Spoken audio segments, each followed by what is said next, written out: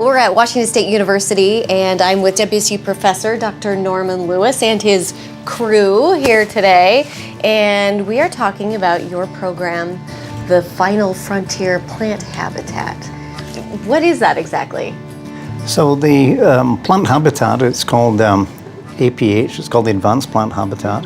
It's the most sophisticated piece of instrumentation that's been put onto space station to attempt to grow plants as normally as they could, that we would normally grow on Earth. Dr. Lewis and his international team work with NASA and the Kennedy Space Center in Florida to monitor the plant habitat and review the data sent back by the astronauts. In the case of space station, we can grow a plant from germinating the seed in the plant system that we use right to where it comes to mature and it goes full cycle. Why do you want to know what happens to plants in space? Why is that important? If we go to colonize the moon or colonize Mars, you're going to have some sort of system in place where you're able to grow plants. Not only is this research good for science and discovery, it's also good for the psyche of the astronauts on the space station. When they see the ability to grow a plant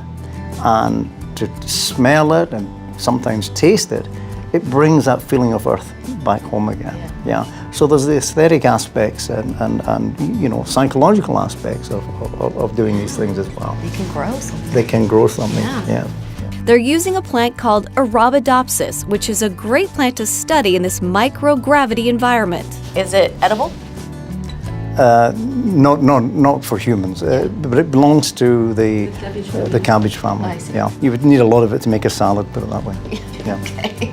Hashtag astrofarmer. I Yeah, love it. yeah, right. The team is also including students from a school in Sacramento, California along the way who learn about science and math with Dr. Lewis's team. I love how, just kind of worldwide representation here too, because it is interesting for everybody here on Earth. That's right. Yeah. That's exactly right. Well, science is a global challenge. Yeah.